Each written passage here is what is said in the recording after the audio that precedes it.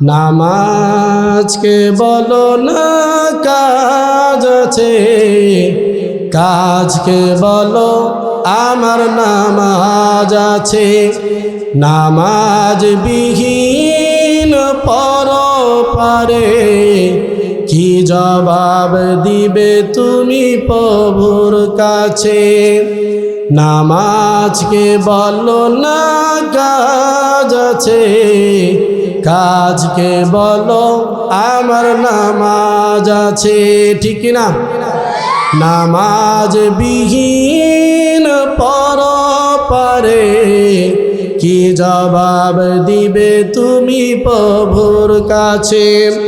ফজর কাটে ঘুমের ঘরে, জোহর কাটে কাজে, আসর কাটে খেলাধুলায়, মাগরিব মাঝে মাঝে। ঠিক না?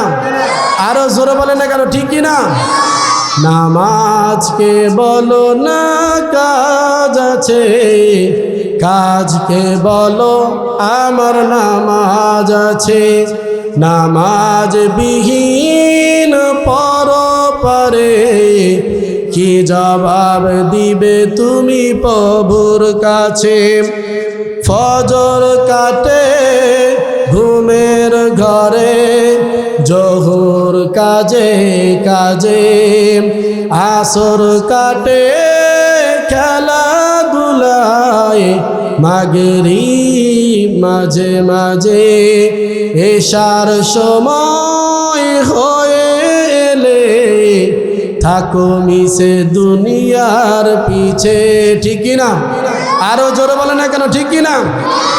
প্রভুর হুকুম মানো রে ভাই, থাকো তুমি যেথায়, মরণ তোমায় লইবে ঘিরে, জেনে রেখো মরণ তোমার অতি কাছে। ঠিক না? এই কারণে নামাজ পড়া দরকার আছে কিনা? আমাদের কে সৃষ্টি করেছেন? আল্লাহ পাক আমাদের কেন বানাইছেন? আমাদের কি আল্লাহ অনর্থক বানাইছেন না কোনো কাজের জন্য বানিয়েছেন? আল্লাহ তাআলা নিজেই কোরআন কারীমের মধ্যে বলেন, আফা হাসিবতুম আন্নামা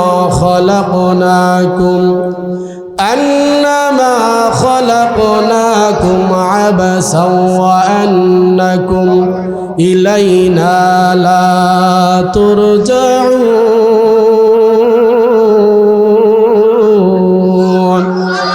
আরো ইমানি আওয়াজ দেয়া বলেন না আল্লাহু আকবার। আরো ইমানি আওয়াজ দেয়া বলেন আল্লাহু আকবার। আমার আল্লাহ তাআলা কুরআন কারীমের মধ্যে জানায় দেয়, ও মুমিনের দল, আমি আল্লাহ তোমাদেরকে অনর্থক বানাই নাই। আমি আল্লাহ তোমাদের কেন বানাইছি? আমার আল্লাহ তাআলা অন্য আয়াতের মধ্যে বলেন, ওয়ামা খালাকতুল জিন্না ওয়াল ইনসা ইল্লা লিয়াবুদুন।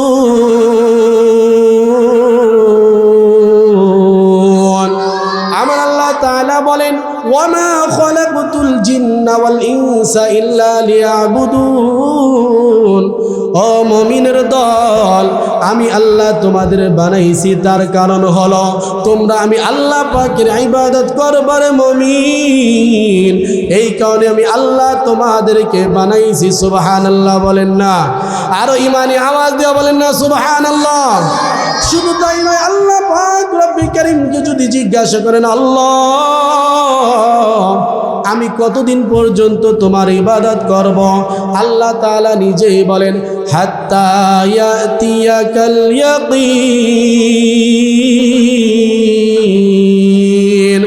আমার আল্লাহ তাআলা বলেন, ও মুমিনের দল, আমি আল্লাহ তোমাদের ঘোষণা করে দিলাম, যতদিন পর্যন্ত তোমার হায়াত থাকবে, জীবনের মধ্যে যতদিন তুমি থাকবা, আমি আল্লাহ তোমাদের ঘোষণা করে দিলাম রে মুমিন, মৃত্যুর আগ পর্যন্ত তোমরা আমি আল্লাহ পাকের ইবাদত করবা। সুবহানাল্লাহ। আমি আপনাদের বলতে চাই, আমাদের হায়াত দিয়েছে কে? আরো জবান খুলে বলেন না কে? আল্লাহ পাক রব্বুল কারীমকে যদি আপনি জিজ্ঞাসা করেন, বলেন আল্লাহ। আমাদের মৃত্যু বরণ করা লাগবে কিনা? আমার আল্লাহ তাআলা কোরআনুল কারীমের মধ্যে বলেন, কুল্লু নাফসিন যায়িকাতুল মাউত।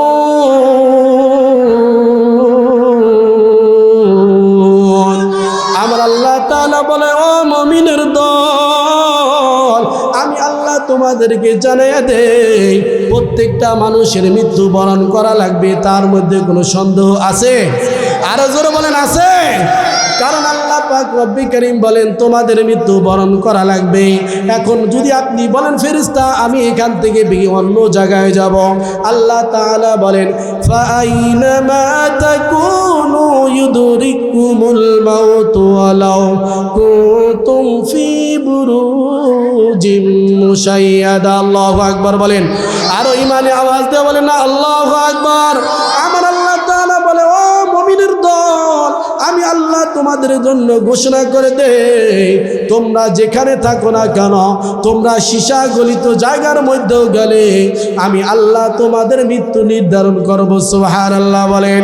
এই কারণে ভাইরা আমার, বন্ধুরা আমার, এই হায়াত নিয়ে কোনোদিন বাহাদুরি করা যাবে না, ঠিক কিনা? কারণ আমাদের মতো বড় যত বড়ই ক্ষমতাশালী হই না কেন, একদিন না একদিন আমাদের মৃত্যুবরণ করা লাগবে। তার মধ্যে সন্দেহ আছে? আরো আওয়াজ দেওয়া বলেন না কেন আছে? কারণ ভাইরা আমার, বন্ধুরা আমার, জানি না কার কখন মৃত্যু চলে আসে, আমরা কেউ জানি না। এই কারণে মৃত্যুর আগে আমাদের গুনাহ খাতা মাফ করানো দরকার আছে কিনা? আরো জবান খুলে বলেন না কেন, আছে কিনা? যদি মৃত্যুর আগে যদি গুনাহ খাতা মাফ করাইতে চাই, তাহলে একজন যুবক সারা জীবন গুনাহ করেছে, অন্যায় করেছে, অপরাধ করেছে, করার পরে এখন নিজের গুনার উপর তওবা করার জন্য ইব্রাহিম ইবনে আদহামের কাছে গিয়ে বলে, ওগো আল্লাহর ওলি, আমার জীবনে এমন কোনো গুনাহ নাই যেই গুনাহ আমি করি নাই, এখন আপনার কাছে বাড়ি কিভাবে আমি গুনার থেকে মাপ পাইতে পারি? ইব্রাহিম ইবনে আদম জাগ দিয়ে বলো, ও যুবক, তুমি যদি গুনাহ থেকে মাপ পাইতে চাও তাহলে তুমি 4টা কাজ করবা। কয়টা কাজ? আর একটু জবান খুলে বলেন না, কয়টা কাজ? আল্লাহ পাকের পয়গম্বরের কাছে এই আল্লাহর ওলি ইব্রাহিম বিন আদহাম ডাক দেওয়া বলে, ও যুবক, তোমার প্রথম নাম্বার হলো, যখন তুমি গুনাহ করার জন্য রওনা হবে, ওই মুহূর্তে আল্লাহর রিজিক না খেয়ে তুমি গুনাহ করবা। আমি আপনাদের কাছে প্রশ্ন রাখতে চাই, রিজিকের মালিক কে? একটু জবান খুলে বলেন না কে? আল্লাহ পাক রব্বি কারীম বলেন, আল্লাহু ইয়ারযুকু মান ইয়াশাউ বিগাইরি হিসাব। আমার আল্লাহ তাআলা বলে, ও মুমিনের দল, দুনিয়ার কোনো তোমার মানুষ তোমাদের রিজিক দিতে পারে না, কোনো নেতা তোমাদের রিজিক দিতে পারে না। রিজিক দেওয়ার মালিক একমাত্র কে? জবান খুলে বলেন। আর একটু জবানটা খুলে বলেন না কে? কারণ এই জবান দিয়েছে কে? ইবাদত চলবে কার? আল্লাহর ওলি ইব্রাহিম ইবনে আদহাম ডাক দিয়া বলে, ও যুবক, যখন তুমি গুনাহ করতে যাবা, আল্লাহর রিজিক না খেয়ে গুনাহ করবা। যুবক ডাক দিয়া বলে, ওগো আল্লাহর ওলি, আল্লাহর রিজিক না খেয়ে কিভাবে গুনাহ করব? ইব্রাহিম ইবনে আদহাম বলে, তোমার 2 নাম্বার কাজ হলো, গুনাহ করতে গেলে আল্লাহর জমিন ছাড়া অন্য কোনো জমিনে গিয়ে গুনাহ করবা। আমি আপনাদের কাছে বলতে চাই, আপনারা বলেন আল্লাহর জমিন ছাড়া কোনো জমিন আছে? আর একটু জবান খুলে বলেন না, আছে? এই পৃথিবীর মালিক কে? আসমানের মালিক কে? জমিনের মালিক কে? চন্দ্র সূর্যের মালিক কে? আমার আল্লাহ তাআলা কোরআনুল কারীমের মধ্যে আমরা প্রতিদিন নামাজের মধ্যে বলি, আল্লাহ তাআলা বলেন, আলহামদুলিল্লাহি রাব্বিল আলামিন। আমার আল্লাহ তাআলা জানায়া দেয়, পৃথিবীর যত প্রশংসা হবে একমাত্র আমি আল্লাহর হবে। সুবহানাল্লাহ বলেন। আমার আল্লাহ তাআলা বলেন, আমি কেমন আল্লাহ জানুনি? যত জগৎ আছে, আসমান বলো, জমিন বলো, চন্দ্র সূর্য, রং হলো কলম, যা বলো না কেন, সমস্ত কিছুর মালিক একমাত্র তিনি কে? জবান খুলে বলেন। ইব্রাহিম ইবনে আদহাম বলো, যুবক, আল্লাহর জমিন ছাড়া তুমি অন্য কোনো জমিনে যে গুনাহ করবা? যুবক বলে, এটাও তো সম্ভব না। ইব্রাহিম ইবনে আদহাম ডাক দিয়ে বলো, যুবক,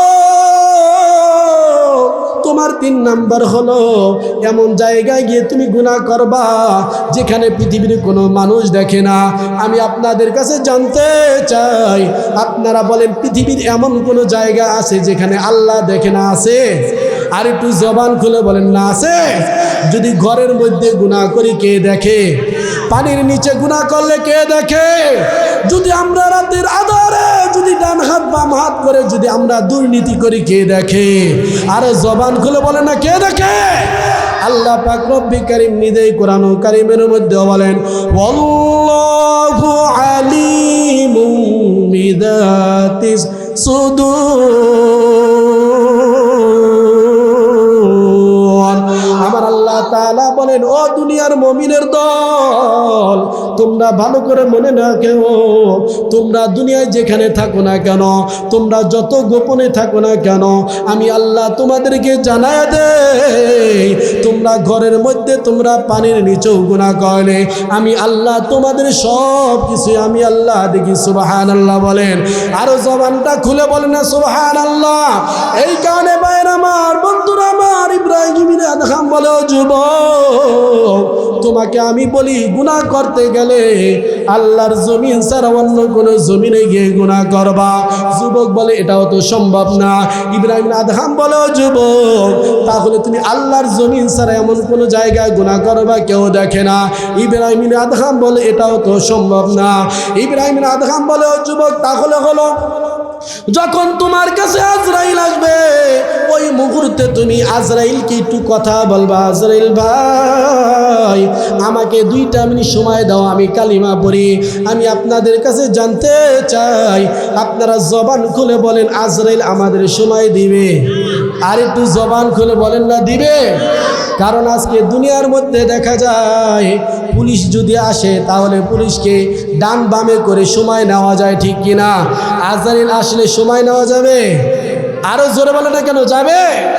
আল্লাহ তাআলা নিজেই বলেন, ওয়ালি কুল্লি উম্মাতিন আজাল ফাইদা জাআ আজালুহুম লা ইস্তাখিরুনা সাআতাও ওয়া লা ইস্তাকদিমুন। আমার আল্লাহ তাআলা বলে, ও মুমিনের দল, আমি আল্লাহ তোমাদেরকে জানায়া দেই, যখন তোমাদের কাছে মৃত্যু চলে আসবে, মৃত্যুর 1 সেকেন্ড আগেও হবে না, পরেও হবে না। এটা এই আল্লাহ তাআলা বলে আমি তোমাদেরকে জানায়া দেই। ইব্রাহিম আদম ডাক দিয়ে বলে, ও যুবক, যখন আজরাইল আসবে 1 মিনিট সময় চাবা যাতে তোমাকে সময় দেয়। ইব্রাহিম আদহামের কথা শুনে যুবক বলে, গো আল্লাহর ওলি, এটাও তো সম্ভব না। ইব্রাহিম আদহাম বলো, যুবক, একটাবার তুমি চিন্তা করে দেখো রে যুবক, যে আল্লাহ তোমাকে রিজিক খাওয়ায়, যে আল্লাহ তোমাকে লালন করে, যে আল্লাহর জমিনে চলো, কোনারও তুমি বাঁচার জায়গা নাই, মৃত্যুর থেকে পালন করতে পারবা না, তাহলে এত কিছু জানার পর তুমি তো কিভাবে গুনাহ করো? আমি আপনাদের কাছে বলতে চাই, আজকে মাহফিল থেকে যদি আল্লাহর কাছে খালিস তওবা করি, আল্লাহ কি আমাদেরকে মাফ করবে কিনা? আরো জোরে মাফ করবে কিনা? আল্লাহ তাআলা নিজেই বলেন, ও দুনিয়ার মুমিন, তোমরা শুনে নাও, তোমরা যদি জীবনের শেষ মুহূর্তে মনে করে আমি আল্লাহর কাছে খালেস অন্তরে তওবা করতে পারো, আমি আল্লাহ তোমাদের ঘোষণা করে দেই, আমি আল্লাহ তোমাদের সারা জীবনের গুনাহ খাতা আমি আল্লাহ মাফ করে দেব। সুবহানাল্লাহ। এই কারণে ভাইরা আমার, বন্ধুরা, আমাদের নিয়ত থাকতে হবে খালেস, ঠিক না? নিয়তের মধ্যে যদি ভেজাল হয় তাহলে মাফ পাওয়া যাবে না। আল্লাহর পয়গম্বর হাদিস শরীফের মধ্যে বলেন, আখলিস দীনাকা ইয়াকফিকাল আমালুল কলিল। ও মুমিনের দল, নবী বলে, উম্মতের দল, তোমরা যদি অল্প আমলও যদি করো, তোমাদের যদি খালেস হয়, এই অল্প আমল দ্বারা কিয়ামতের ময়দানে নাজাত দিবে কে? আর একটু জবান খুলে বলেন না কে? আল্লাহ নবী ডাক দেয়া বলে, ও সাহাবায়ে কেরামের দল, বনি ইসরাইলের মধ্যে 3 জন যুবক ছিল। কয়জন যুবক? আর একটু জবান খুলে বলেন কয়জন? 3 জন যুবক ছিল। তারা রাতের বেলা চলা শুরু করলো, চলতে চলতে বহুদূর যাওয়ার পর গুহার মধ্যে তারা আশ্রয় নিল। গুহার মধ্যে আশ্রয় নেওয়ার পর তারা যখন গুহার মধ্যে ছিল, হঠাৎ করে তাদের গুহার মধ্যে বিশাল একটা পাথর এসে তাদের গুহাটা বন্ধ করে দিল। আল্লাহু আকবার। আরো জবান করে বলেন না আল্লাহু আকবার। ইমানে আওয়াজ দিয়ে বলেন আল্লাহু আকবার। আল্লাহ নবী বলেন, ও সাহাবায়ে কেরাম, যখন গুহার মধ্যে বড় একটি পাথর পড়ল, কোনো অক্সিজেন নাই, কোনো কিছু নাই, তিনজন যুবক ঠেলা শুরু করলো। করার পরে পাথর সরাইতে পারে না। তিনজন যুবক বসে বসে চিন্তা করলো, কারণ এই গুহার থেকে পাথর সরানোর মতো আমাদের ক্ষমতা নাই। এই মুহূর্তে যদি আমরা এখানে থাকি, অক্সিজেন বন্ধ হয়ে যাবে, যেই কোনো মুহূর্তে আমরা মারা যাইতে পারি। এই মুহূর্তে এখানে আমাদের দুনিয়ার কেউ বাঁচাইতে পারবে না। যদি এখান থেকে বাঁচাইতে পারে তিনি কে? যুবকরা সিদ্ধান্ত নিল, এই বিপদ থেকে একমাত্র বাঁচানেওয়ালা একমাত্র আমাদের আল্লাহ। যুবকরা পরামর্শ করল, আসো আমরা সবাই মিলে একটা সিদ্ধান্ত নেই, আমাদের মধ্যে যে খাস আমলগুলো রয়েছে, ওই আমল দিয়া যদি আল্লাহর কাছে আমরা চাই, আল্লাহ মাফ করতেও পারে। তাদের মধ্য থেকে একজন যুবক আল্লাহর কাছে হাত বাড়ায়া বলে, আল্লাহ,